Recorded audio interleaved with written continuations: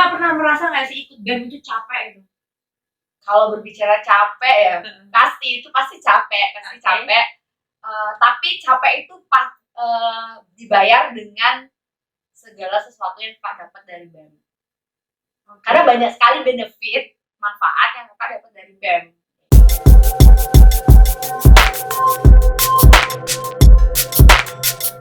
Utami Dewi, Demisioner Presiden Mahasiswa Politeknik Negeri Bali. Apakah Anda sedang kuliah atau akan memasuki bangku perkuliahan? Jika iya, pasti Anda tidak asing lagi dengan organisasi Badan Eksekutif Mahasiswa. Tetapi, dari banyak segelintir orang, masih banyak yang ragu-ragu untuk masuk Badan Eksekutif Mahasiswa karena berpikir akan sibuk dan mengganggu kuliah. Padahal menurut Utami Dewi, BEM merupakan organisasi yang banyak membuat dirinya berkembang sangat baik, bahkan tanpa mengecualikan pendidikannya. Penasaran dengan pengalaman Utami Dewi selaku Demisioner Presiden Mahasiswa? Maka itu simak terus ya. Kali ini aku bersama Kak Utami. Halo Kak Utami. Halo. Mungkin teman-teman asing ya sama Kak Utami. Nah makanya itu kita perkenalan dulu nih sama Kak Utaminya nih. Kak Utami boleh perkenalan dong? Ya boleh. Apa aja nih? Boleh mungkin status jomblo atau enggak ya kan? Maaf ya yang punya pacarnya nggak bermaksud. Oke, perkenalkan nama aku Niketut Utami Dewi. Biasanya sih dipanggilnya Utami. Oke, biasanya dipanggil Utami. Iya. Sekarang lagi di mana nih Kak? Sibuk ngapain? Masih nyusun. Masih nyusun skripsi. Iya. Berarti lagi ntar tamat ya? Iya. Wis, amin. Amin. Ini karena kita akan membahas seputar BEM, Badan Eksekutif Mahasiswa. Siapa sih yang nggak tahu? Pasti pada tahu dong. Nah kebetulan kakak ini adalah Demisioner Presiden Mahasiswa. Jadi aku langsung nih panggil Presiden Mahasiswanya langsung ini. Wah. Gitu.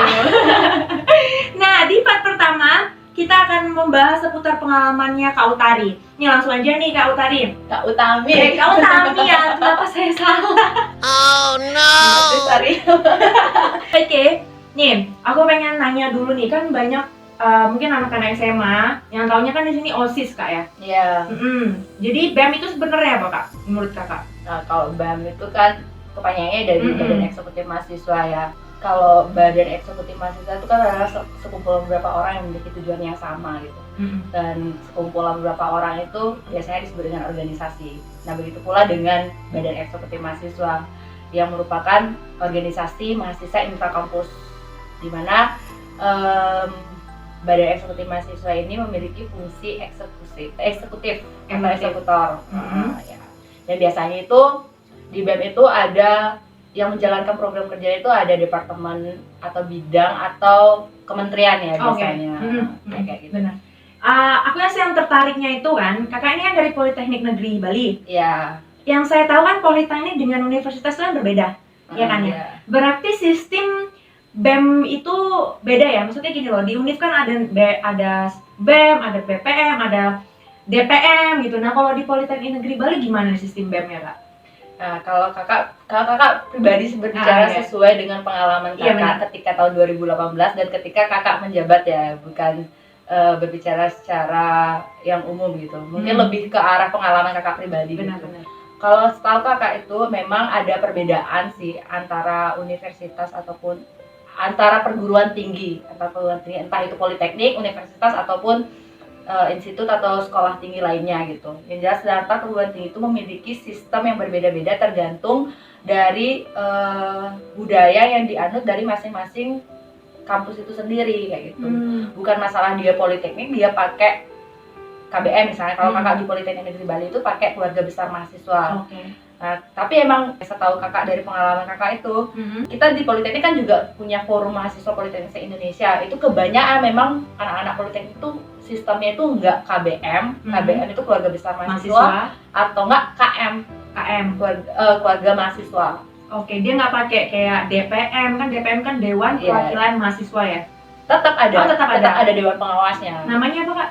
Kalau kakak di kampus tuh ada namanya MPM. Namanya MPM. Iya, Majelis Permusyawaratan Mahasiswa. Sedangkan kalau emang di universitas yang lebih sering kakak dengar sih emang bentuknya pemerintahan sistemnya. Kalau di universitas. Iya, tapi nggak banyak juga universitas itu yang KBM ataupun KM.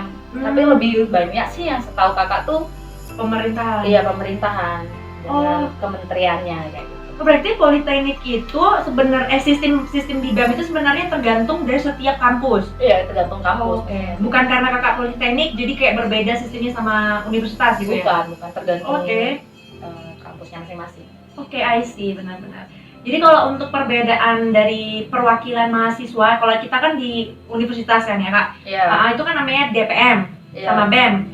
Kalau kakak tadi kan MPM ya? Iya. Nah itu sama-sama, tugasnya sama? Beda. Iya. Kalau secara umum ya, kalau misalnya BEM-nya namanya juga badan eksekutif, pasti tugasnya itu eksekutor. Ya, mengeksekutor kegiatan ataupun tentang eksekusi lainnya kayak gitu. Apa yang berbau mengeksekutor. Sedangkan kalau MPM atau DPM itu kan dewan, kalau DPM itu Dewan Perwakilan Mahasiswa ya. Kalau DPM MPM itu ya DPR nggak sih kalau di pemerintahan? Iya benar. Nah, atau MPM ya, Majelis Permusyawaratan Mahasiswa kalau di kakak.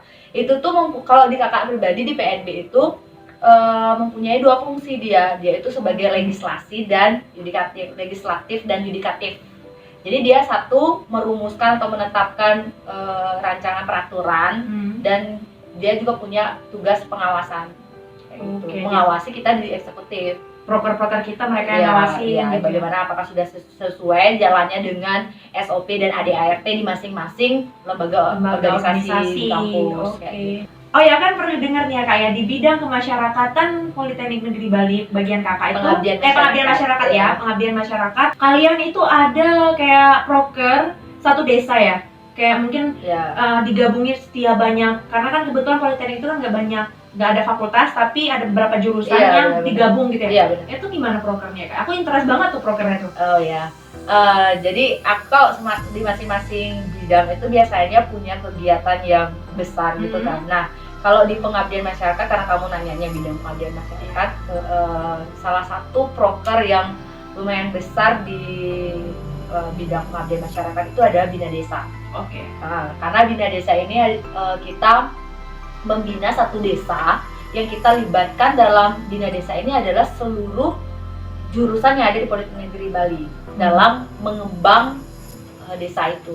Terkhususnya sih biasanya kita emang cari desa yang berpotensi mempunyai pariwisata yang bagus tapi belum berkembang, tapi mempunyai potensi. Nah itu yang kita sasar menjadi objek Bina Desa kita, biar masyarakatnya terbina untuk mengembangkan pariwisatanya berdasarkan ilmu-ilmu yang lebih lah gitu.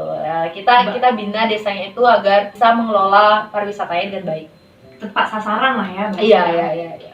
Itu berapa lama kemarin kak? Kan kakak menjabat tahun 2018, itu melanjuti proker yang Presma yang dulu atau kakak kayak buat baru lagi? Jadi setahun itu langsung selesai gitu? Nah kebetulan lagi waktu tahunnya kakak itu lebih ke desa binaan, karena itu dari desa yang kakak sasar waktu tahun 2018 itu adalah desa yang juga disasar 2 tahun masa penjabatan sebelumnya. Nah jadi kakak itu tahun ketiga dan tahun terakhir di sana. Dan itu udah 3 tahun kita membina di desanya itu, dan sampai tahunnya kita itu benar-benar sampai berkembang. Dan dari awal disasar memang lebih masyarakatnya belum terlalu tahu, dan sampai di tahun 2018 perkembangannya sangat signifikan. Pas di tahun 2018 inilah perkembangannya lumayan ya, meningkat. Dari tahun tuh meningkat gitu. Dari tahun tuh meningkat, dari awal disasar sama BEM KBM PNB itu memang sudah ada potensi gitu. Dan sampai 2018 sesuai dengan yang dikatakan sama pengurus desa di sana ya, dan kata berkat Politeknik Negeri Bali ya, 3 tahun di sini membina kita di Bina Desa, di desa di Bangli waktu itu luar biasa mengalami peningkatan gitu. Untuk pariwisatanya. Berarti selama 3 tahun ya? Berarti dari tahun 2017, 18, 19? Iya, 16, 17, 18. Berarti di tahun yang kakak terakhir ya? Iya, habis itu lepas? Ya nggak di sana lagi karena sudah dianggap mampu. Karena desanya sudah dianggap mencapai titik mampu dan udah nggak perlu dibina lagi kayak gitu. Keren ya.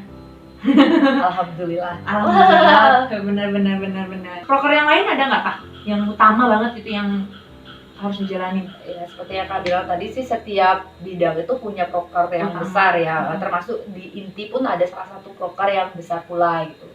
Kalau di bidang satu itu biasanya LKMM, pelatihan manajemen mahasiswa. Kalau di bidang 2 itu Porsenima, pekan seni olahraga mahasiswa. Kayak perlombaan ya? Iya, karena kita di Politeknik se-Indonesia itu juga ada Pornas, pekan seni olahraga nasionalnya. Jadi di Porsenima di kampus lah kita mencari bibit-bibitnya untuk nanti dikirim ke Pornas. Perwakilan? Iya. Sebagai I see. adik. Ya sih, setiap bidang itu punya program-program utamanya ya. Tapi memang yang aku pernah cerita juga nih ya sama kakak sebagai presiden mahasiswa waktu lihat.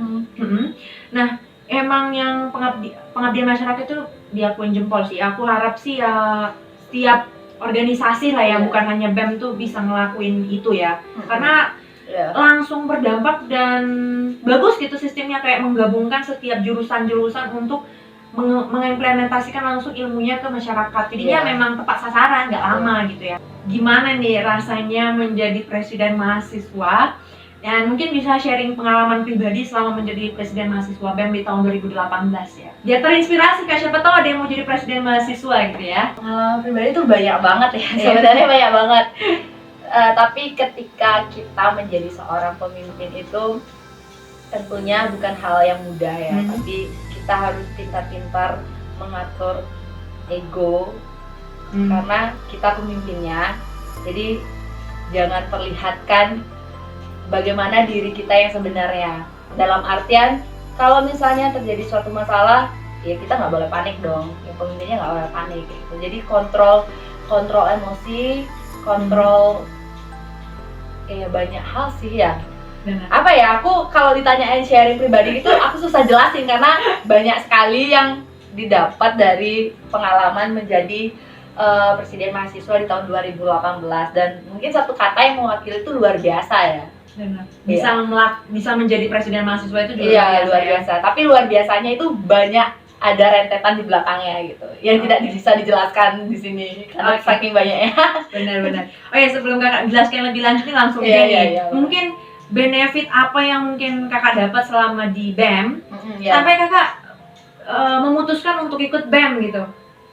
Ini kan lumayan jauh ya rentetan. Biasanya ada orang yang ikut BEM udah yang penting ikut jadi bagian anggota aja gitu ya, abis itu udah selesai. Ini tapi Kakak kan pastinya menjadi presiden mahasiswa itu kan banyak ya, bertahun-tahun ya. Mungkin 2 tahun Kakak baru bisa jadi presiden mahasiswa ya nggak sih? Benefit apa ya? Yang paling Kakak rasakan itu adalah relasi. Ya, relasi. Jumlah temannya semakin banyak jumlah relasi, karena kebetulan ketika Kakak jadi Presma itu ada beberapa kali perjalanan dinas yang itu kita bertemu seluruh mahasiswa se-Indonesia. Biasanya ada perwakilan setiap masing-masing provinsi. Gitu dah. Karena hal itu banyak sekali jumlah teman yang berbeda-beda yang Kakak temuin dari Sabang sampai Merauke Indonesia. Dan itu tuh yang paling Kakak rasakan dari bertambahnya jumlah relasi itu adalah ketika Kakak keluar kota ya. Ketika keluar kota main kemana pasti ada teman.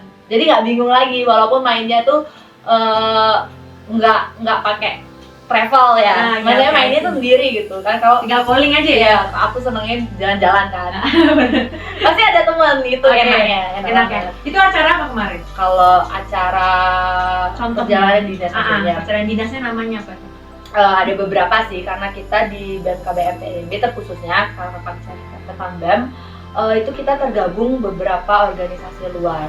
Yang pertama itu seperti yang Kak bilang tadi, bahwa mahasiswa Politeknik Indonesia itu punya FKMPI, Perkumpulan Seluruh Mahasiswa Politeknik Indonesia. Dan kebetulan ketika ada acara nasional itu, BEM salah satu menjadi delegasi. Berapa orang itu Kak delegasinya? 2 orang sih. Untuk bahkan salah satu wakil Kakak sendiri itu menjadi fungsionaris di FKMPI kayak gitu, jadi pengurusnya. Itu apa? Apa tadi? Forum Komunikasi Mahasiswa Politeknik se-Indonesia. Se-Indonesia. Ya. Oke.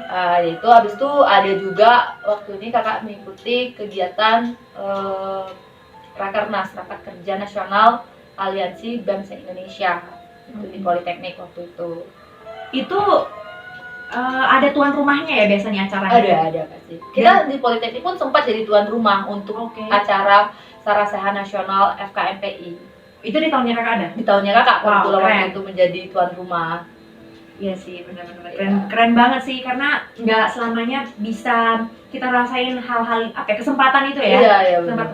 Nah ini kan kakak mendapat benefit kan dari kaca kakak sebagai presiden mahasiswa gitu. Nah jadi aku pengen nanya mungkin pengalaman ataupun benefit dari sudut pandang sebelum kakak menjadi presiden mahasiswa kali. Jadi waktu pertama kali kenal yang namanya Badan Eksekutif Mahasiswa, tergemaya gitu nama Badan Eksekutif Mahasiswa itu pasti di ospek. Oke, ospek ya. Itu waktu itu aku baru mengenal, bukan baru mengenal sih, kalau nama BEM itu memang udah terdengar kan, cuman baru tahu BEM itu seperti apa. Di sanalah kita melihat pertama kali aura anak BEM. Garang nggak awal-awal garang BEM, garang banget gitu ya. Kelihatan lah wibawa pemimpin, apalagi Presma itu kan biasanya pasti paling depan ya ngomong, ngasih pengarahan buat mahasiswa baru kayak gitu. Aku lihat pertama kali waktu itu kebetulan pada saat aku ospek juga Presmanya cewek.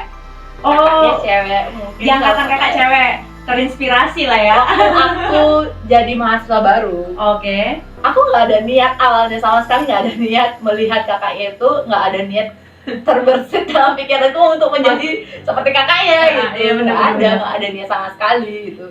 Bahkan waktu itu kita banyak ngedumel.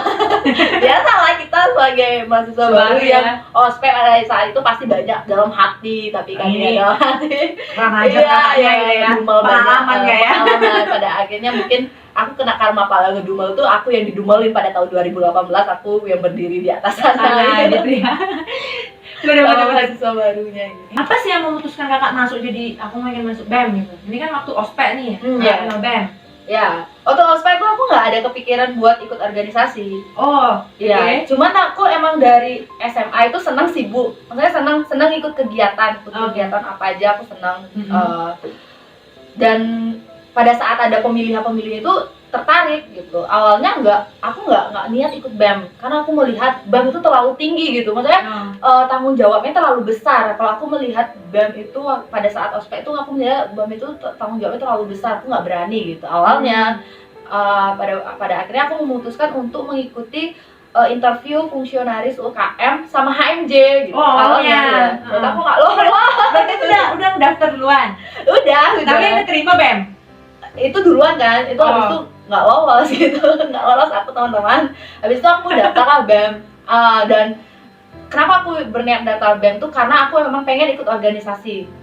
Nah setelah ada pendapat itu kan tertarik gitu, makanya aku pengen aktif gitu di kampus biar nggak diam nanti di kos. Aku pada saat itu ngekos guys gitu di Jimbaran ya.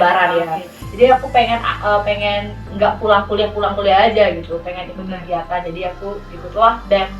Tapi kalau menurutku sih dimanapun kita ditempatkan di suatu organisasi, semasi itu di kampus yang sama kan pada kesimpulannya kita memang mengabdi untuk kampus. Gitu. Kita untuk meningkatkan nama baik kampus gitu. Yang aku selalu pesan sih termasuk sama penerus adik-adiknya gitu yang melanjutkan. Aku selalu berpesan ketika memang membawa sebuah jabatan, karena menurutku itu bukan sebuah jabatan gitu, karena itu tanggung jawab guys, bukan jabatan. Karena jabatan itu, nama jabatan itu hanya sementara, kamu cuma menjabat selama 1 tahun, itu bukan sebuah jabatan. Itu posisi itu adalah tanggung jawab, tugas yang harus benar-benar dijalankan dengan baik. Berat sekali sebenarnya. Berat sekali, bukan sesuatu yang untuk dipamerkan gitu. Wah, aku punya jabatan nih, gitu. Kamu harus menghormati aku. Oh no, gitu. No, nggak banget kayak gitu. Itu ada sebuah tanggung jawab, beban moral yang harus kamu pertanggungjawabkan dengan baik.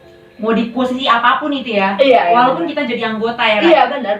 Karena setiap kalau udah punya posisi dalam sebuah organisasi, namanya organisasi punya struktura, udah punya posisi dalam strukturnya itu, ya kamu berarti punya tanggung jawab yang harus kamu emban dengan baik kayak gitu. Benar sekali sih. Nah, yang aku tertarik ini adalah ketika kakak bilang ikut BEM itu ataupun organisasi apapun. Ya. Ini tapi kan karena kita bicara BEM, jadi kita Iya. bawa bahasa BEM ya. Iya. Punya tanggung jawab yang besar gitu. Iya. Nah, berarti kan ada orang yang takut kayak capek takutnya. Kan banyak nih iya. ya tanggung jawabnya di BEM. Gitu. Iya. Kakak pernah merasa nggak sih ikut BEM itu capek gitu? Kalau berbicara capek ya, pasti capek, pasti Oke. capek. Tapi capek itu dibayar dengan segala sesuatu yang kakak dapat dari BEM. Karena banyak sekali benefit, manfaat yang kakak dapat dari BEM, kayak gitu. Jadi itu dibayar, capek itu dibayar dengan apa yang aku dapat di BEM. Iya sih, kalau kita misalnya mau ikut BEM atau ikut organisasi lain tuh pasti capek ya kan? Iya. Nggak ada yang nggak capek ya. Mungkin BEM itu lebih capek, tapi adalah benefit yang luar biasa yang kita dapetin kan gitu. Iya. Jadi yang terakhir adalah mungkin aku pengen minta pesan dari kakak buat teman-teman aku ini yang masih ragu pingin ikut BEM, terutama organisasi dalam kampus gitu. Biar nggak ragu lagi tuh gitu. Kalau misalnya kalian tuh emang pengen lebih berkembang, pengen belajar banyak, terutamanya pengen ikut organisasi, jangan pernah ragu dan jangan pernah buang kesempatan.